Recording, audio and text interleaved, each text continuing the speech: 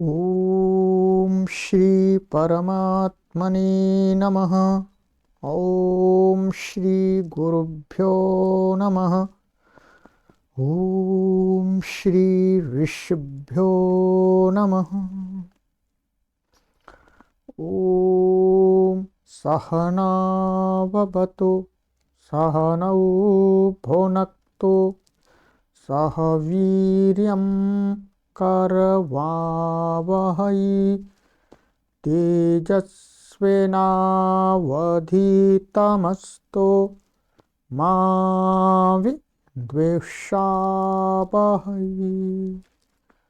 ओम शांति शांति शांति। सर्वेभ्यो नमः। देववाणी संस्कृतं यूट्यूब चलदृश्यं प्रति भवतीनां च हार्दं स्वागतम्। मित्रों, अष्टाध्यायी भाष्य प्रथमावृत्ति चतुर्थः अध्यायः चतुर्थः पादः कक्षा संख्या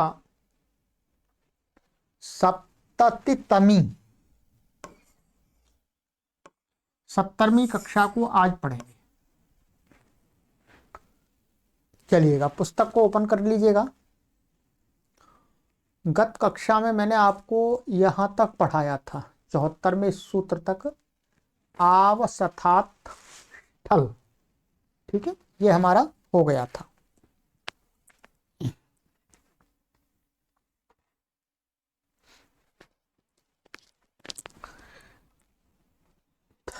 प्रागवते ठक, जो ठक का अधिकार चल रहा था वो समाप्त हो गया। ठीक है, चलिएगा, अब सूत्र है हमारा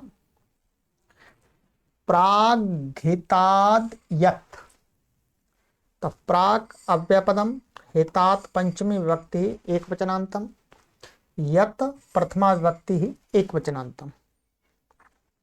अनुवृत्ति इसमें आ रही है तद्धिताः न्याप्रातिपदिकात् प्रत्ययः परश्च। इन पदों की अनुवृत्ति आ रही है।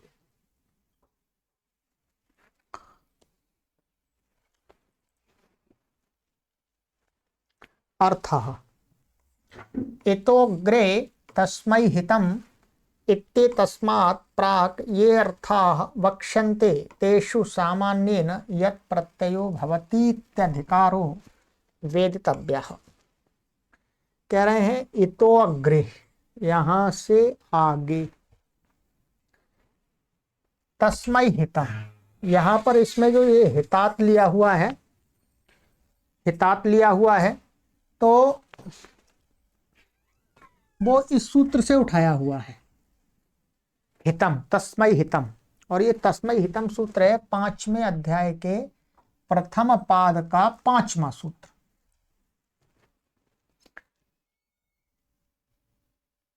तो कहते हैं ये जो यहां से आगे इस तस्मै हितम माने ये अर्थ है, हितम माने हित, ये अर्थ है।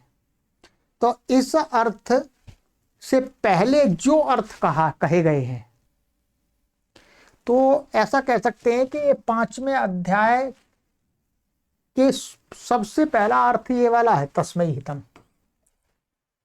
और चौथे अध्याय के चौथे पाद के अंत तक जो अर्थ कहे हैं ऐसा मानेंगे। ठीक है, क्योंकि ये अर्थ तो आएगा नहीं, और ये 5वें अध्याय के प्रथम पाद का पहला अर्थ है, ये छूट गया। तो इसका मतलब चौथे पाद, मतलब चौथे अध्याय के चौथे पाद तक जितने भी अर्थ कहे हैं उन सब में, मान प्राक ये अर्था वक्ष्यन्ते तेषु, उन अर्थों में सामान्य रूप से यत प्रत्यय होगा, ऐसा अधिकार जानना चाहिए। पहले चल रहा था आपका, क्या चल रहा था, ठक चल रहा था, वैसे ही यत चल रहा है, और कुछ भी विशेष नहीं है। वक्ष्यति तद वहति रथ युग प्रासंगम तत्र यत प्रत्ययो भवति। कहते हैं आगे अभी कहेंगे, आगे वाला सूत्र है वक्ष्यति में कहेंगे तद वहति रथ युग प्रासंगम। इस तो फिर यहां पर अर्थ कहा हुआ है, तो क्या हुआ, उसमें यत प्रत्यय हो जाएगा। तो उदाहरण आगे में देख लेंगे, जैसे यहाँ पर रथ्यः बन गया, युग्यः बन गया, प्रासंग्यः बन गया। तो यत् प्रत्यय होगा, जहां कोई विशेष प्रत्यय कहा है तो वो अपवाद मान करके वही प्रत्यय होगा, फिर यत नहीं होगा, जैसे ठक के प्रकरण में चल रहा था। चलिएगा, तो ये सामान्य है, बाकी कोई विशेष नहीं है। आगे सूत्र है तद वहति रथ युग प्रासंगम, तत् द्वितीय विभक्ति एक वचनांतम, तो लुप्त पंचम्यंत निर्देश मानेंगे। वहति क्रियापदम, रथ युग प्रासंगम द्वितीय विभक्ति एक वचनांतम, ठीक है। तो ये भी यहाँ पर ये मानेंगे पंचम अर्थ है द्वितीय। तो ये और ये आपस में दोनों क्या है, विशेष और विशेषण है, मतलब सर्वनाम और विशेष्य है। समास किया है रथ इत्यत्र समाहारो द्वंद्व, समाहार द्वंद्व क्या है, रथश्च युगश्च प्रासंगश्च रथ युग प्रासंगम, ठीक है। तद रथ युग प्रासंगम अनुवृत्ति आ रही है इसमें, यत् तद्धिता ज्ञाप प्रातिपदिकात् प्रत्ययः परश्च, इन पदों की अनुवृत्ति है। अर्थ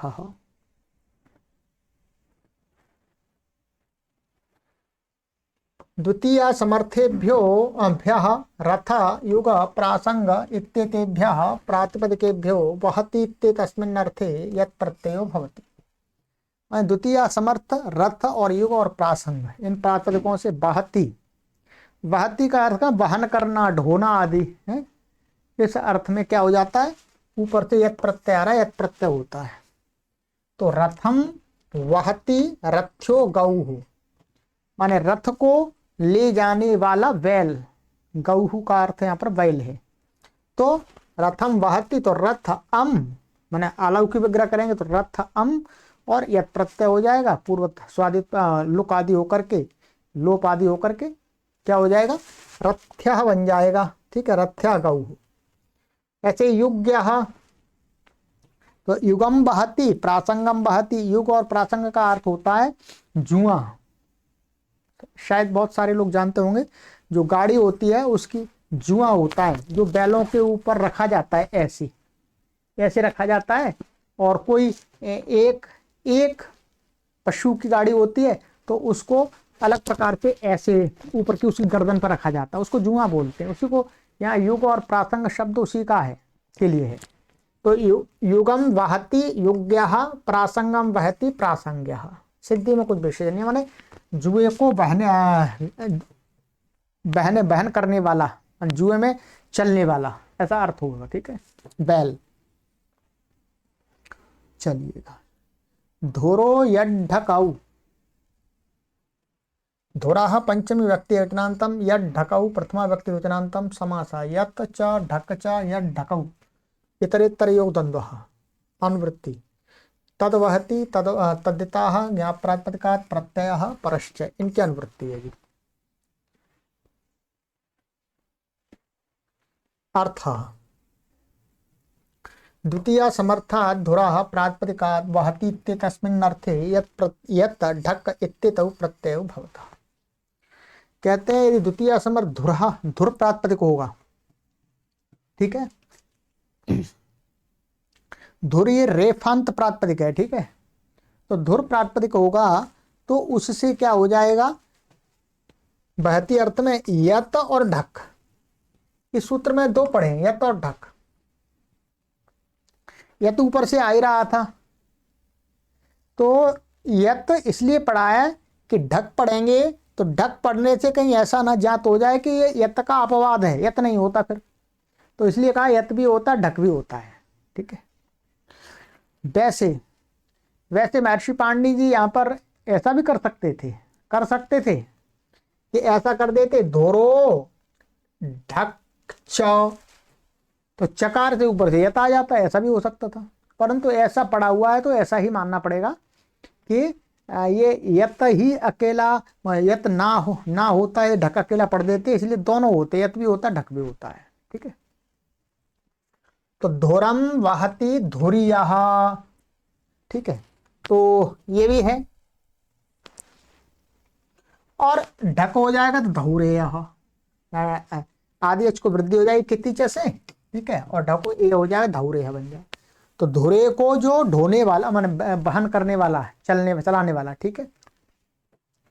तो धुरम का भी वही अर्थ है, जुआ हमारे जुए को गाड़ी में चलने वाला। खह सर्वधुरात, खह प्रथमा व्यक्ति वचनांतम, सर्वधुरात पंचमी व्यक्ति वचनांतम, अनुवृत्ति तद्वहति तद्यता ज्ञान प्रातिपदिकात् प्रत्यय परश्च, ठीक है। अर्थ द्वितीय समर्था सर्वधुर प्रातिपदिकात् वहति ते तस्मिन् अर्थे खः प्रत्ययो भवति। कहते हैं द्वितीय समर्थ सर्वधुर माने सर्वधुर प्रातिपदिक से वहति इस अर्थ में खः प्रत्यय होगा, ठीक है।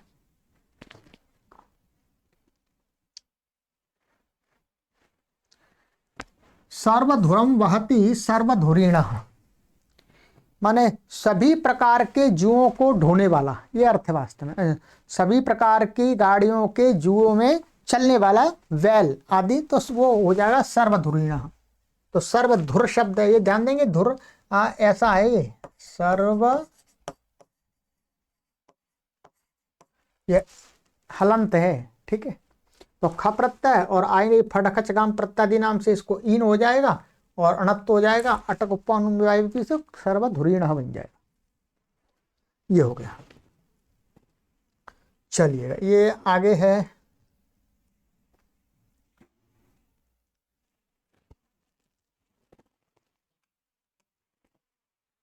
एक धरालुक च, एक धुरात पंचमी, अच्छा एक धुरालुक च यानी एक धरात में एक धुरालुक च, एक धुरात पंचमी व्यक्ति एकवचनांतम, लुक प्रथमा व्यक्ति एकवचनांतम, च अव्ययपदम, अनुवृत्ति खः तद्वहति तद्यता ज्ञाप्रातिपदिकात् प्रत्ययः परश्च। अर्थः द्वितीया समर्थात् एक धुर प्रातिपदिकात् वहति ते तस्मिन् अर्थे खः प्रत्ययो भवति तस्य च लुक भवति। कहते हैं द्वितीया समर्थ एक धुर प्रातिपदिक से, माने वो सर एक धुर माने एक धुर शब्द है, एक धुर, यहाँ पर ये वास्तव में रेफांत होना चाहिए, ठीक है। एक धुर प्रातिपदिकात् ऐसे ख प्रत्यय हो जाता है, ठीक है, तस्य च लुक भवति, और उसका लुक भी हो जाता है। तो इससे ये ज्ञात होता है, यानी एक धुर शब्द से ख प्रत्यय होता है और फिर एक बार उसका लुक भी हो जाता है, क्योंकि लुक करेंगे तो करने का लाभ ही क्या हुआ, लुक करेंगे तो करने का लाभ क्या है। तो लुक कह रहे हैं तो लुक भी करना पड़ेगा और प्रत्यय कह रहे हैं प्रत्यय भी करना पड़ेगा। तो कहते हैं एक धुरम वहति एक धुरीणः, ये तो प्रत्यय हो गए, और एक धुरः। अच्छा, ये वाला जो धुर शब्द है ध्यान देंगे, यहां पर ये धुर शब्द है, ये रेफांत नहीं है, ये वास्तव में अकारांत है। ये एक धुर शब्द, एक धुर और सर्वधुर। हाँ, जो धुर शब्द अकेला है, तो धुर शब्द अकेला है वो रेफांत था, ठीक है। तो एक धुरीणा और एक धुरा यहाँ लुक हो गया, ये यही प्रत्यय उसका लुक हो गया, ये ध्यान रखेंगे यहाँ पर क्योंकि ये सर्वधुर शब्द रेफांत है और यहाँ पर ये धुर शब्द है, ये वास्तव में क्या रेफा वो ये अकारांत है और ये है रेफांत। ये धुरा पंचमी का लिया है तो ये वास्तव में ऐसा शब्द है, और जब इसको सर्वधुर बनाएंगे तो अकारांत बन जाता है। ये आगे आप 5वें अध्याय के 4थे पाद में पढ़ेंगे, ठीक है। तो क्षमा कीजिएगा, वो मेरा ध्यान नहीं गया। तो ये सर्वधुर और एक धुर ये अकारांत प्रातिपदिक है। विधान सामर्थ्य से एक बार जब ख का लुक नहीं होगा तो एक धुरीणः बनेगा, लुक होने पर एक धुरः बनेगा। सरल है। शकटादण,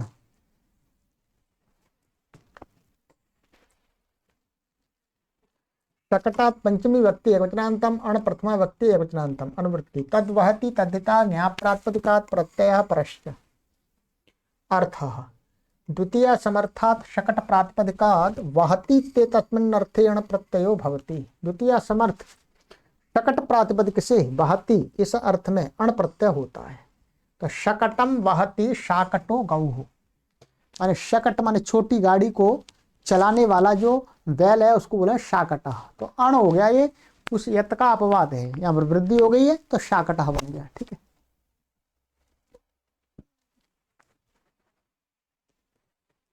हलसीराट ठक, हलसीराट पंचमी व्यक्ति एकनांतम, ठक प्रथमा व्यक्ति एकवचनांतम।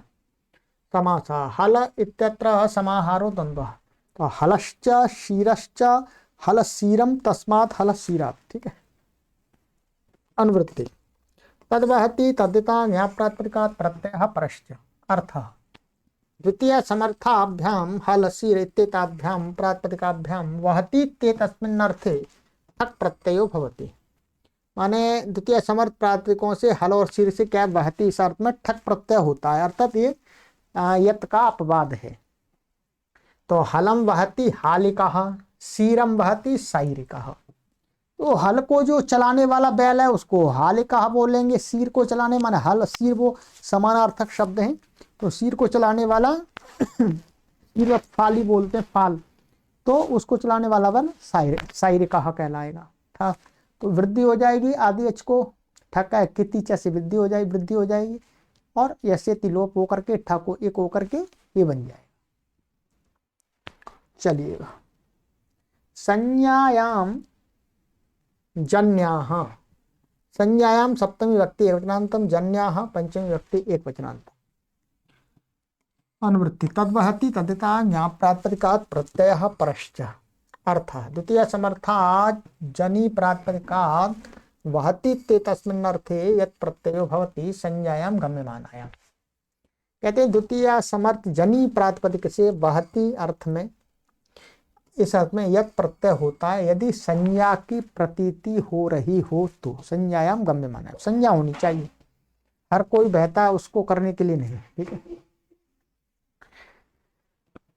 तो जनी वधूर उच्यते, कहते हैं जनी है जो, जनी शब्द का अर्थ है वधू माने बहू है, जिसको बहू बोलते हैं। और उदाहरण दिया है जनीम माने वधूम, वहति जन्या माने वधू को ले जाने वाली।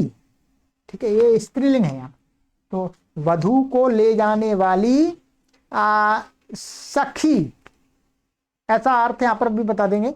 तो वो सखी क्या कहलाएगी, जनी, जन्या। तो जनी से यत प्रत्यय हो जाएगा, ईकार का लोप हो जाएगा और आजाद तष्टा पिटाप हो जाएगा स्त्रीलिंग में। अब यहाँ पर गुरुजी की हिंदी लिखी है वो देख लेते हैं। ठीक है, जनी प्रातिपदिक से संज्ञा गम्यमान होने पर ढोता है, इस अर्थ में यत प्रत्यय होता है। ठीक है, जनी वधू को कहते हैं। अब कहते हैं जनी माने वधू को जमाता, जमाता माने जामाता माने जमाई बोलते हैं इसको, है पुत्री का पति। तो जमाई के समीप पहुंचाने वाली जामाता की सखी जन्या कहती है। अब यहाँ तो ये अर्थ है कि जो विवाह होता है, विवाह होने के बाद क्या होता है, ये प्राचीन काल की परंपरा है, अभी वर्तमान में नहीं है। ठीक है, कि जो जामाता की सखी, अब जामाता की सखी माने जामाता की मित्र, मित्र अर्थात उनकी कोई रिलेशन में ही होगी, रिलेटिव मित्र यहाँ कहा गया है। तो वो क्या होती है, जब विवाह होता है उसका व्यक्ति का, तो वो उसके साथ में आती है। और जब यहाँ लड़की, जिस लड़की का विवाह हो रहा है, उधर से जब बारात लौट के जाती है, तो वो जो जामाता की सखी है, जामाता की सखी अर्थात उसकी बहन हो सकती है और भी कोई यही हो सकते हैं। ठीक है, तो वो जिस लड़की का विवाह हुआ है उसको अपने साथ, को नए घर में जा रही लड़की, एकदम नए लोगों के बीच में जा रही है, तो उसको एकदम परेशानी ना हो, कोई किसी बात की दिक्कत ना हो, तो उसका सहयोग करने के लिए वो उसको सारा हैंडल करती है, ले जाती है, उसको पहुंचाती है, अर्थात जामाता के पास में। तो ये इन्होंने गुरुजी ने अर्थ दिया जन्या। लघु सिद्धांत कौमुदी में, अब वो सिद्धांत कौमुदी में, सिद्धांत कौमुदी में जो गोविंद प्रसाद आचार्य जी हैं, उन्होंने इसका जो अर्थ किया वो भी आप बता देता हूं मैं आपको, ठीक है। उन्होंने क्या किया है, जन्याः ये प्रथमा विभक्ति बहुवचन माना है, प्रथमा विभक्ति बहुवचन माना है, और जन्याः ये निपातन है, यहां पर समझ लीजिए, दोनों प्रकार समझ लीजिए, कोई परेशानी नहीं है। जन्याः माने संज्ञा विषय में जनी शब्द से यत प्रत्ययांत जन्या शब्द का निपातन किया गया है, वहती इस अर्थ में, ठीक है। तो उनके हिसाब से ये जन्या बहुवचन है, तो जन्या का अर्थ है जो जामाता है, जामाता के पास में जो लड़की है उसकी मित्र, जो उसकी मित्र हैं अर्थात सखी हैं, वो क्या है, उसको उसके पति के पास में पहुंचाते हैं। ये भी एक रिवाज था पहले, ये भी रिवाज था कि पहले किसी का विवाह हुआ करता था तो लड़की जब जाती थी तो लड़की के साथ में लड़की के यहां से 2-3 स्त्रियां और जाती थीं। उसका कारण यही था कि नए स्थान पर लड़की जा रही है, उसको कोई परेशानी हो सकती है, अकेली होगी तो बड़ी परेशानी होगी, तो उसके साथ में 2-3 स्त्रियां उसके साथ जाती थीं। फिर कुछ देर के बाद में वो वापस आ जाती थी। और एक ऐसी भी परंपरा रही है कि एक लड़की का विवाह होता था, उसके साथ में 2-3 स्त्रियां दासी के रूप में जाती थी। ये बड़े बड़े लोगों की बात के विवाहों की बातें थी जिनको फिर दासी बन के वहीं रहना पड़ता था, ठीक है। तो गोविंद प्रसाद आचार्य जी ने कहा है कि यहाँ पर जन्या माने ये जो जनी है उसको पहुंचाने वाली उसकी ही मित्रों को कहा गया जन्या।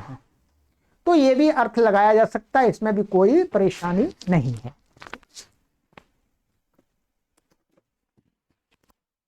तो दोनों प्रकार से हम कर सकते हैं। अब हमको ये देखना होगा, इतिहास को पढ़ करके जानना होगा कि उस समय किस प्रकार की परंपराएं चल रही थी, ठीक है। ये तो इतिहास को पढ़ने से ज्ञात होगा। तो इसका इतिहास आपको यदि जानना है तो पाणिनि काल भारतवर्ष में हमें थोड़ा सा स्वाध्याय करना पड़ेगा, ठीक है। बाकी मैंने तो यहाँ से आपको बताया, मैंने वहाँ भी देखा नहीं है, और हो सकता है वहाँ अवश्य दिया भी हो, ऐसा भी नहीं है, ठीक है। और भी अन्य पुस्तकें हैं, उनको पढ़ें, ठीक है। तो जितना मेरे संज्ञान में था उतना मैंने आपको बता दिया। चलिएगा, तो हम यहाँ पर तो यही मानेंगे अभी जैसा दिखाया है कि जनी शब्द से यत प्रत्यय होकर के जन्या बन गया है। तो एक सखी को कहा, एक को कहा जा रहा है, और यहाँ पर यदि निपातन मानेंगे तो सिद्धांत कौमुदीकार के अनुसार यहाँ पर ये बहुवचन और बहुत सारी मित्र, ऐसा अर्थ आ जाएगा। चलिएगा, ये हो गया आपका विद्यत्यधनुषा। विद्यति क्रियापदम, अधनुषा तृतीय व्यक्ति वचनांतम, समास अधनुषा इत्यत्र नहीं तत्पुरुषः। तो न धनु हो अधनु हो तेन अधनुषा, ऐसा समास हो जाएगा, ठीक है, नहीं तत्पुरुष। अनुवृत्ति इसमें आ रही है तत् यत् तद्यता ज्ञाप प्रातिपदिकात् प्रत्यय परस्य की अनुवृत्ति आ रही है। अर्थ द्वितीय समर्थात् प्रातिपदिकात् विद्यति इत्येतस्मिन् अर्थे यत् प्रत्ययो भवति न चेत् धनुष्करणं भवति। अब अर्थ बदल गया, वहति की जगह अब आ गया विद्यति। विद्यति का अर्थ है जो चुभना, छेदना, ठीक है। तो कहते हैं द्वितीय समर्थ कोई प्रातिपदिक हो विद्यति इस अर्थ में यत् प्रत्यय हो जाता है, परंतु जो भेदने वाला, अच्छा छेदन करने वाला धनु नहीं होना चाहिए, धनुष नहीं होना चाहिए, और कांटे आदि कुछ भी हो सकते हैं। पादौ विद्यन्ति पद्याः शर्क, माने शर्करा माने जो रेत, मोटी मोटी रेत, उस पर जब चलते हैं तो पैरों में घुसती है, पैरों को भेदन करती है। तो उस पद्या, उस शर्करा को क्या बोले, पद्याः। तो पाद शब्द से प्रत्यय बहुवचन में पद्या बन गया। उरव्याः कंटकाः, माने उरु माने ये घुटने तक की भाग में कहीं जंगल में जा रहे हैं तो ऐसे वृक्ष जो यहां तक भेदते हैं कांटे कांटों वाले वृक्ष, तो ऊपर नहीं भेदते, वो नहीं तो वहीं तक भेदन करते हैं, तो ऐसे वृक्षों को क्या, कांटों को क्या कहला जाएगा, उरव्याह कंटकाह। तो यहां पर ऊरव्या है, गलत हो, ऊरव्या है, ह्रस्व नहीं है, ऊरव्याह। तो ये ऊ रू ऐसा है, और यहां पर ये आपका यत प्रत्यय आ गया, यहां पर और गुणा से गुण हो जाएगा इसको रो, और अब आदेश हो जाएगा, तो ऊरव्या ऐसा बन जाएगा, बहुवचन में ऊरव्या बन जाएगा। ठीक है, चलिएगा, ये हो गया। पैरों को जो बीध दे, घायल कर दे, ऐसे नुकीले कंकड़ पद्याह कहते हैं। ऊरू जंघा को बीधने वाले कांटे उरव्याह कहलाएंगे।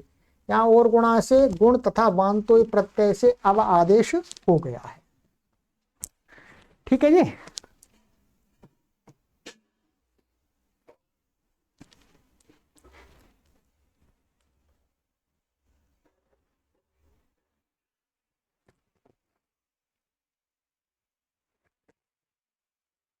धनगणम लब्धा, धनगणम द्वितीय व्यक्ति एकवचनांतम, लब्धा प्रथमा व्यक्ति एकवचनांतम, समासा धन इत्यत्र समाहार द्वंद्व, और धनम च गणश्च धनगणम, ठीक है, और तद धनगणम द्वितीय है।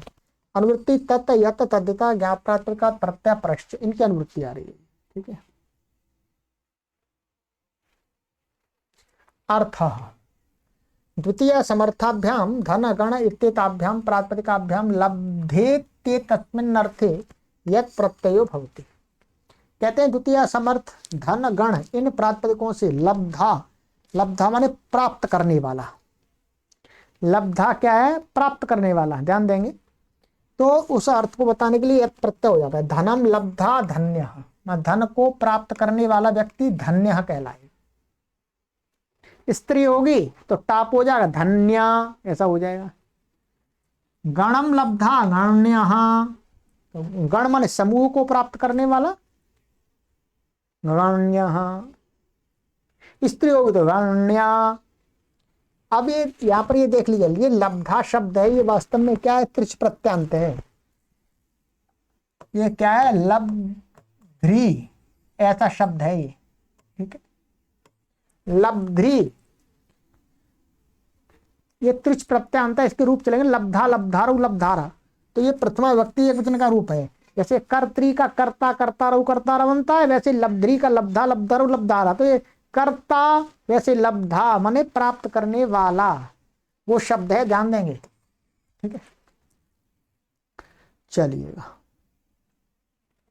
अन्नाण, अन्नात् पंचमी व्यक्ति एकवचनांतम, अणः प्रथमा व्यक्ति एकवचनांतम। अनुवृत्ति लब्धा तत तद्धिता ज्ञाप्रातिपदिकात् प्रत्ययः परश्च। अर्थ द्वितीय समर्थादन्न प्रातिपदिका लब्धेत्ये तस्मिन्नर्थेण प्रत्ययो भवति। द्वितीय समर्थ अन्न प्रातिपदिक से लब्धा मन प्राप्त करने वाला, इस अर्थ में अण प्रत्यय हो जाएगा। ऊपर वाले से यत् प्रत्यय प्राप्त हो रहा था, इसने उसका अपवाद अण कर दिया अन्न शब्द से। तो अन्नम लब्धा आन्न, ठीक है, अन्न को प्राप्त करने वाला आन्न व्यक्ति कहलाएगा। स्त्री होगी तो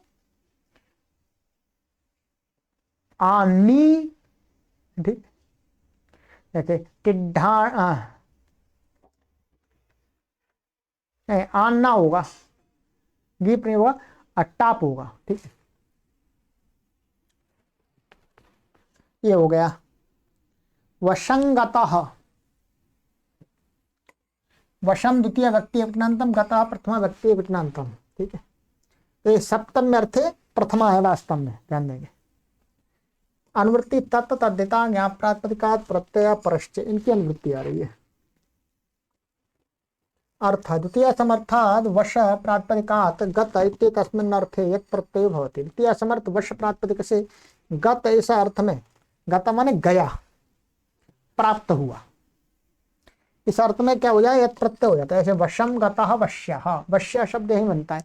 वश्य का अर्थ है जो वश में चला गया, किसी के वश में चला गया, वश में चला गया तो वश्य, इससे बनता है वश्य यत् प्रत्यय होकर के। ठीक, ध्यान रखेंगे, ये बहुत प्रचलित शब्द है हिंदी में भी, पश्य। तो वही है, गता मतलब प्राप्त हुआ। पदमस्मिन् दृश्यम, पदम प्रथमा व्यक्ति एकनांतम, अस्मिन् सप्तमी व्यक्ति एकनांतम, दृश्यम प्रथमा व्यक्ति एकनांतम। अनुवृत्ति यत् तद्धिता ज्ञाप्रातिपदिकात् प्रत्यय परश्च। ठीक है। अर्थ दृश्य समानाधिकरणात् प्रथमा समर्थात् प्रातिपदिकात् अस्मिन्निति सप्तम अर्थे यत् प्रत्ययो भवति निर्देशाद एव प्रथमा समर्थ विभक्ति।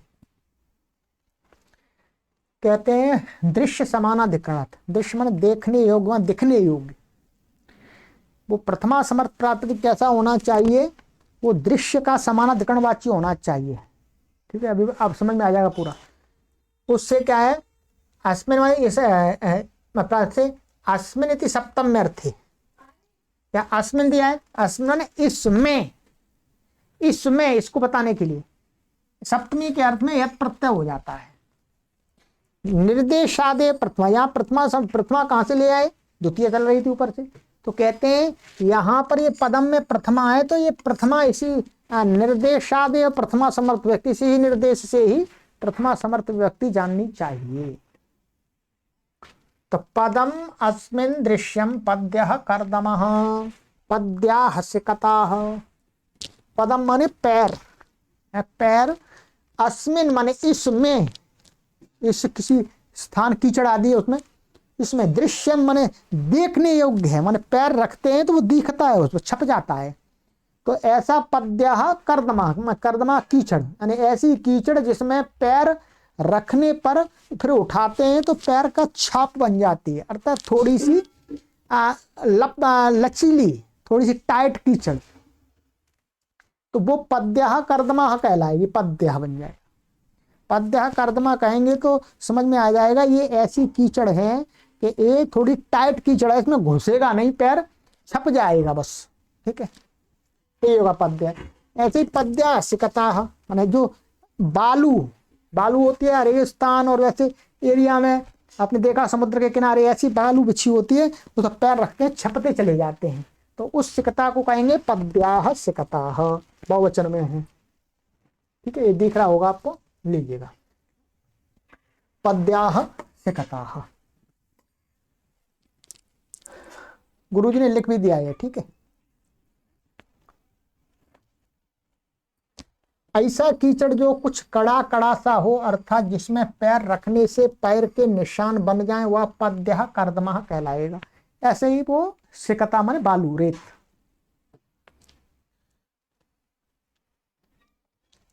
मूलमस्यावरहि, मूलम प्रथमा व्यक्ति एकनांतम, अस्य षष्ठी व्यक्ति एकनांतम, आवरहि प्रथमा व्यक्ति एकवचनांतम। अनुवृत्ति यत् तद्धिता ज्ञाप्रातिपदिकात् प्रत्यय परश्च। आवरहणम, आवरह, उत्पाटनम। आवरह, आवरहणम का अर्थ है आवरह, समझा रहे हैं। आवरही क्या है, आवरही बता रहे हैं। उत्पाटनम माने उखाड़ना, उखाड़ना। ठीक, तदा अस्य अस्ति आवरही, वो उखाड़ना है जिसका, माने वह उखाड़ना है जिसका, जिस चीज का उखाड़ना, तो वो जिस चीज को उखाड़ते हैं उसको बोलेंगे आवरही। इन प्रत्यय हो गया इसमें, नपुंसकलिंग है इसलिए इन। तदस्यास्मिन्निति मतुप। ठीक है, अब बता रहे हैं अर्थ। आवरही समानाधिकरणात् प्रथमा समर्थात् मूल प्रातिपदिकात् अस्येति षष्ठ्यर्थे यत् प्रत्ययो भवति। कह रहे हैं आवरही समान माने उखाड़ने वाला, मान जो उखाड़ने के योग्य, इसको उखाड़ा, इसके समानाधिकरण वाला प्रथमा समर्थ प्रातिपदिक से, मूल प्रातिपदिक से, मूल माने जड़। ठीक है, वो जड़ कैसी होनी चाहिए, उखाड़ने की योग्य होनी चाहिए।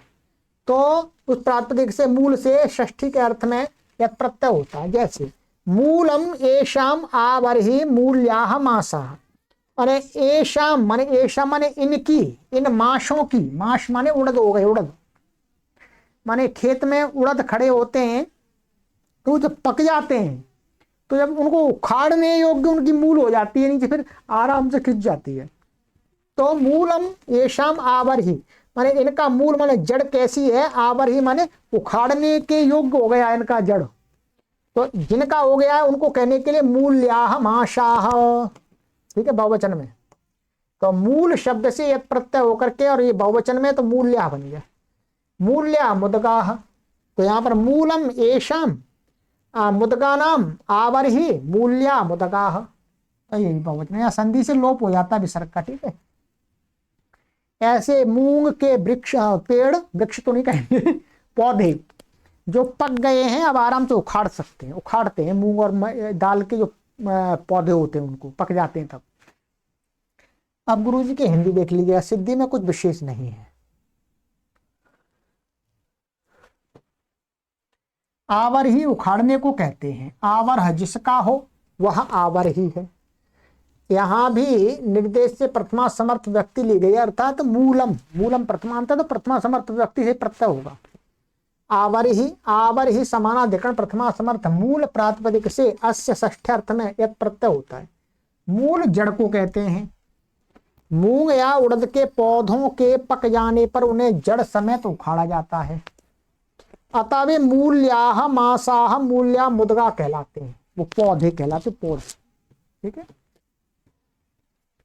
चलिएगा, तो आज इतना ही पढ़ते हैं।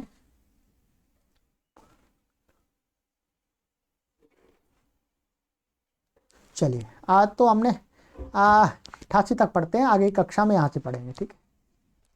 कक्षा का समय भी होने ही वाला है और पीडीएफ आगे की नहीं है। काफी सूत्र हो गए वैसे तो, आपके 75 से लेकर के 88 तक हुए हैं, तो 6 और 8 14 सूत्र हो गया, ठीक है। चलिए, सर्वेभ्यो नमः।